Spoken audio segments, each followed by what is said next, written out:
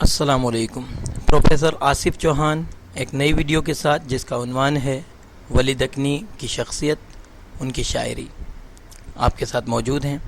آج ہم ولی دکنی کے بارے میں بات کریں گے اور ولی دکنی کی شاعری اور ان کی اردو ادب کے لیے خدمات پر بات کریں گے۔ ولی دکنی شاعری کے باوادم ہیں یا نہیں، اس پر بھی بات ہوگی۔ کتب علی شاہ کے دیوان ملنے تک ولی دکنی کو اردو ادب کا بابا آدم تسلیم کیا گیا، یہ ایک اٹل حقیقت ہے، اس سے انکار ممکن نہیں ہے، اور بلا شبہ ولی دکنی اردو ادب کی ایک عظیم شخصیت ہے، اور ان کا جب تک اردو کی شاعری منظر عام پر رہے گی ان کا نام ہمیشہ لبوں پر رہے گا۔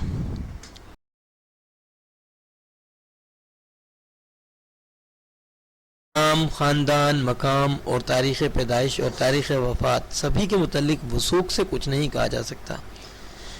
محققین کے خیال کے مطابق یہ احمد نگر میں پیدا ہوئے، لیکن میر تقی میر کے نکات الشعراء کے حوالے سے اگر جائے پیدائش کا تعین کیا جائے تو اورنگ آباد اور ولادت 1668 تسلیم کیا جاتا ہے۔ نام میں بھی مختلف آراء ہیں۔ مختلف تذکروں میں ان کا نام شمس الدین، محمد ولی، شاہ ولی اللہ، شمس ولی اللہ، ولی محمد اور ولی الدین ولی نام کے طور پر درج ہے۔ ڈاکٹر جمیل جہل بھی ولی محمد کو اصل نام تسلیم کرتے ہیں، اور ان کی وفات پر بھی اختلافات ہیں، لیکن 1720 1133 ہجری کو یا پھر 1128 1725 عیسوی کو یہ درمیان میں سن وفات کو تسلیم کیا گیا ہے۔ مومن خان مومن کے ایک شاگرد منشی غلام محمد سمجھو ان کا تخلص تھا۔ ولی محمد کے بارے میں لکھتے ہیں کہ ان کا مزار احمد آباد گجرات میں ان کی وصیت کے مطابق کچا بنا ہوا ہے اور سران چینی کی پچھی کاری ہے۔ کلیات ولی کے مرتب ڈاکٹر نور الحسن ہاشمی کے بموجب سن وفات کے متعلق بھی جدید تحقیق سے معلوم ہوتا ہے کہ 1119 ہجری بمقام حیدرآباد انتقال کیا، اور وہیں نیلی گنبد کے قریب مزار موسیٰ سہاگ اور شاہی باغ کے درمیان مدفون ہے۔ سید مدنی اس معاملے میں آگے بڑھتے ہیں اور ولی کی تاریخ وفات 4 شعبان اور وقت اثر لکھا ہے، اور اس قطع کے مطابق یقین کے ساتھ کہہ سکتے ہیں کہ ولی نے تاریخ 4 شعبان بوقت اثر 1119 ہجری میں وفات پائی۔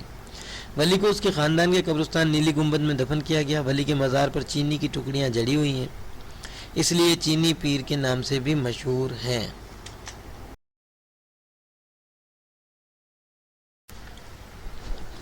ولی دہلی میں آنے سے پہلے اور دہلی میں آنے کے بعد دو مختلف ادوار ہیں ان کی شاعری کے۔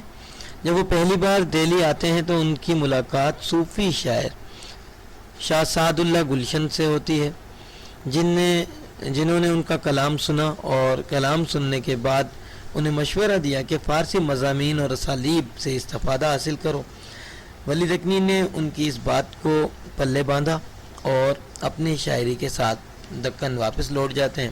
دوسری بار جب وہ اپنی کلام کے ساتھ دہلی آتے ہیں تو کچھ لوگوں کا خیال ہے کہ شاہ سعد اللہ گلشن کا انتقال ہو چکا تھا، کچھ لوگوں کا خیال ہے کہ وہ موجود تھے، لیکن پھر بھی وہ جب آتے ہیں تو اس مرتبہ ان کی قدر و منزلت ان کی شاعری کی وجہ سے بڑھ جاتی ہے، جس کے بارے میں وہ خود بھی کہتے ہیں کہ ولی تجھ تب آ کے گلشن میں جو کوئی سیر کرتے ہیں وہ تحفہ لے کے جاتے ہیں میری گفتار ہر جانب،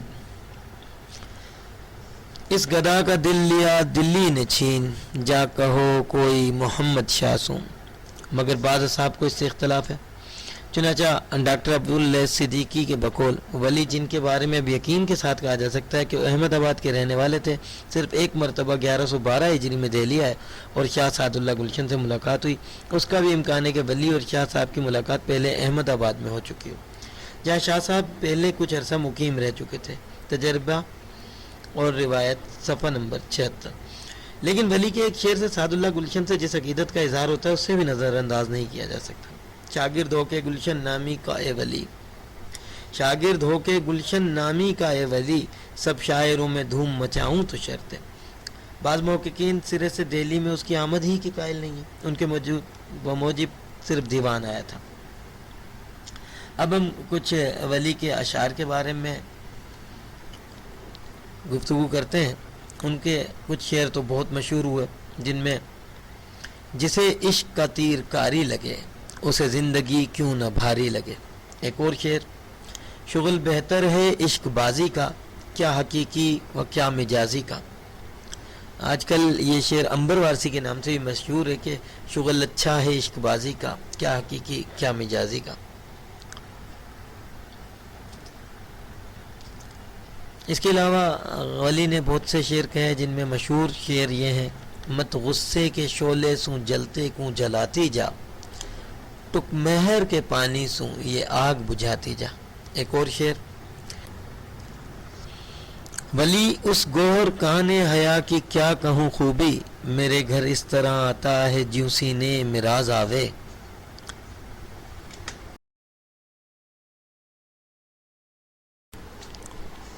ولی کے کلام کی اشاعت گارسا دتاسی نے 1833 عیسوی میں شاہی مطبع پیرس سے شائع کی۔ بڑے سائز کے 144 صفحات تھے اور ہر صفحے کی 28 سطریں تھیں۔ 6 مخطوطات میں سے ولی کے 2 اشعار فوٹو کی صورت میں درج ہیں اور ورق پر ولی کا یہ شعر ماں فرانسیسی ترجمہ درج ہے۔ شہرت ہوا ہے جب سوں ولی تیرے شعر کا، مشتاق تجھ سخن کا عرب تا عجم ہوا۔ ہندوستان میں بمبئی سے 1872 عیسوی میں دیوان ولی شائع ہوا اور احسن ماروری نے کلیات ولی مرتب کی، جسے 1927 عیسوی میں انجمن ترقی اردو نے شائع کیا۔ کلیات ولی 1945 عیسوی میں مرتب کی گئی، جس میں غزلوں کی تعداد 456، رباعیات 26، قصائد 6، مثنویاں 2، قطعات 6، مثلث 1، فرد 90، مستزاد 9، مخمس 8 اور ترجیباً 2 ہے۔ یہ تمام معلومات آپ کو ڈاکٹر سلیم اختر کی کتاب اردو کی مختصر ترین تاریخ کے صفحہ نمبر 148 سے بھی مل سکتی ہے۔ ولی کا تصور عشق، کہنے کو تو ولی نے اپنی غزلوں میں کم و بیش ہر اس موضوع پر قلم اٹھایا جو آج کی غزل میں ملتا ہے۔ فکر و فلسفہ، حسن و عشق، عیش و نشاط، غم و علم، ہجر و وصال، مذہب و تصوف، غرض کہ وہ کون سا موضوع نہیں جو ولی کی زبان سے شعر غزل بن کر نہ ٹپکا ہو، جس پر ولی نے تباہ آزمائی نہ کی ہو۔ لیکن اب سوال باقی یہ رہ جاتا ہے کہ ولی نے کس حد تک ان موضوعات کو نبھانے میں داخلیت سے کام لیا، یہ کس حد تک ان کے ذاتی تجربات کے مظہر ہیں، کس حد تک ان میں صداقت و حقیقت پائی جاتی ہے، کس حد تک لہو ان سے ٹپکتا ہے۔ ولی کہنے کو صوفی تھے، لیکن ان کی غزلوں کا بیشتر حصہ مجازی کیفیات عشق کی ترجمانی پر مشتمل ہے۔ ولی نے انسانی حسن کو بڑی شدت سے محسوس کیا۔ ان کی غزلوں کو مجموعی طور پر دیکھا جائے تو حسن صنف نازک، صنف لطیف کا حسن نظر آتا ہے، اور اس حسن میں بھی مقامی رنگ کے اثرات ہیں، اور یہ حسن پرستی ان کے یہاں محض بول حوثی یا ہوس تک ہی محدود ہو کر نہیں رہ جاتی، وہ عشق کی دنیا پر پہنچتی ہے۔ وہ حسن کی تفصیل کے ساتھ ان کیفیات کی ترجمانی بھی کرتے ہیں جو ہر صحت مند انسان پر طاری ہو سکتی ہے۔ ولی ان دونوں کے شاعر ہیں۔ ان کی غزلوں میں خارجی حسن کی کیفیت کا بیان بھی ہے اور اس کے ساتھ ہی ساتھ ان آفاقی واردات و کیفیت کا بھی، جن کو عشق پیدا کر سکتا ہے۔ کچھ اشعار ملاحظہ کریں۔ خوبرو خوب کام کرتے ہیں، یک نگاہ سے غلام کرتے ہیں، آج تیری نگاہ نے مسجد میں ہوش کھویا ہے ہر نمازی کا، جلوہ گر جب سے وہ جمال ہوا، خود خورشید پائے مال ہوا ہے جب سے تیرا تل سواد آتش حسن، سپندوار ہے بے قرار آتش حسن۔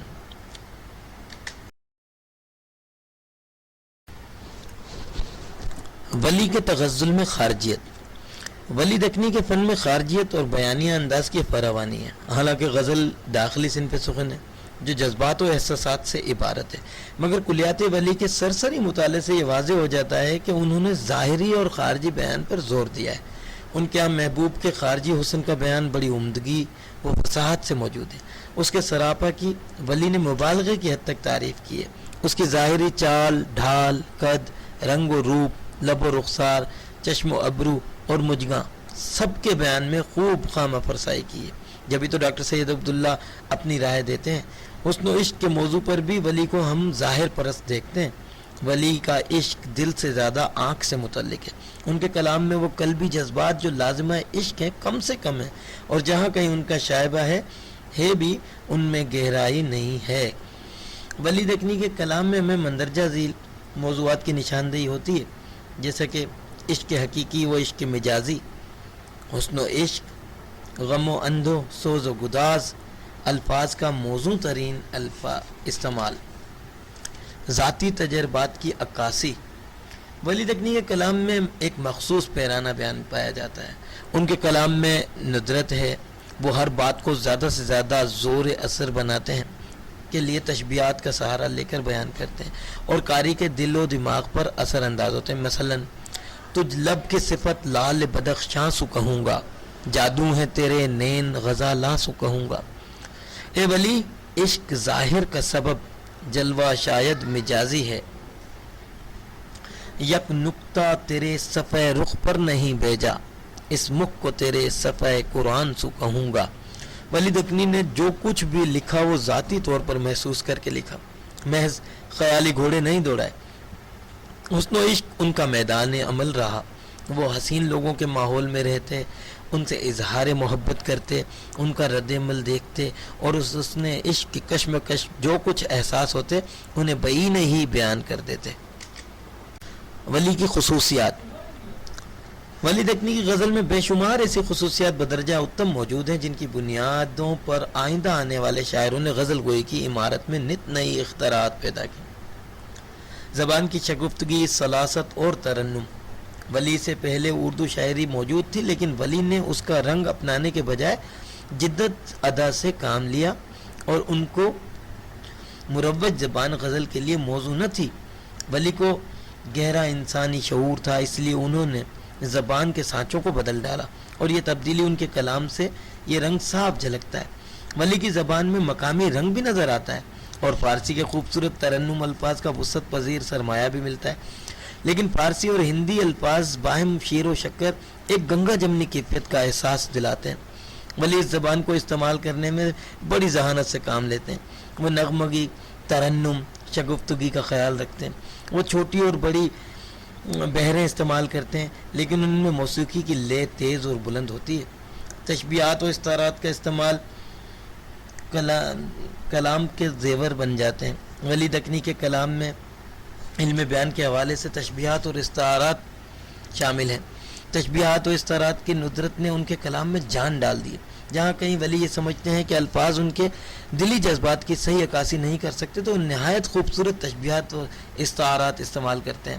مثلا مسند گل منزل شبنم ہوئی، دیکھ رتبہ دیدہ بیدار کا، تیری یہ زلف شام غریباں، جبیں تیری مجھے صبح وطن ہے۔ سراپا نگاری میں ولی نے اپنا کمال خود ظاہر کیا ہے۔ ولی کے محبوب کا سراپا ان کے کلام میں نظر آتا ہے، وہ اردو شاعری میں نظر نہیں آتا۔ ولی نے اپنے محبوب کی رنگینی کی مدد سے اپنے محبوب کا سراپا تخلیق کیا ہے۔ وہ اپنے محبوب کا قصیدہ کچھ اس طرح لکھتے ہیں: تجھ لب کی صفت لال بدخشاں سو کہوں گا، جادو ہے تیرے نین غزالاں سو کہوں گا، تجھ مکھ کی جھلک دیکھ گئی جوت چندر سوں، تجھ مکھ پیارک دیکھ گئی آپ گوہر سوں، صنعت کے مصور نے صباحت کے صفحے پر تصویر بنائی تیری نور کو ہل کر، جو ہے تیرے دہن میں رنگ و خوبی، کہاں یہ رنگ یہ خوبی کل میں نشاتیہ رنگ۔ وہی حسن سے مسرت حاصل کرتے ہیں، لیکن ان کا یہ نشاتیہ رجحان حدود سے تجاوز نہیں کرتا۔ وہ جمال دوست شاعر ہیں، لیکن وہ جمالیت کے پردے میں جنسی جذبات کی تسکین نہیں چاہتے۔ وہ حسن سے لذت حاصل کرتے ہیں، لیکن اس لذت پسندی کے لیے ابتذال کی وادیوں کی سیر نہیں کرتے۔ ان کے کلام میں حسن و عشق کے اثرات ملاحظہ ہوں۔ جلوہ گر جب سے وہ جمال ہوا، خود خورشید پامال ہوا، عیاں ہے ہر طرف عالم میں حسن بے حجاب اس کا، بغیر از دیدہ حیران نہیں جگ میں نقاب اس کا، جو ہے تیرے دہن میں رنگ و خوبی، کہاں یہ رنگ یہ خوبی کلی میں، اے باد صبا باغ میں موہن کے گزر کر، مجھ داغ کی اس لالہ خونی کو خبر کر، آج تیری نگاہ نے مسجد میں ہوش کھویا ہے ہر نمازی کا، حسن کے خضر نے کیا لبریز، آب ہے وہاں سے جام تجھ لب کا۔ اور اس کی کیفیات کو ولی دکنی کچھ اس طرح بیان کرتے ہیں، چند اشعار اور ملاحظہ ہوں۔ عشق کے ہاتھ سے ہوئے دل ریش، جگ میں کیا بادشاہ نہ کیا درویش۔ ولی جو عشق بازی کی حقیقت سے نہیں واقف، سخن اس کا قیامت میں گل باغ کی ندامت ہے۔ ولی دکنی کا کلام بلا شبہ عشق کے عنصر سے لبریز ہے، عشق کے مجازی و حقیقی کا حسین امتزاج ہے۔ ولی نے اردو غزل کو جو نیا مزاج، نیا آہنگ دیا، اس میں جمالیاتی عشقیہ عنصر بہت زیادہ ہے۔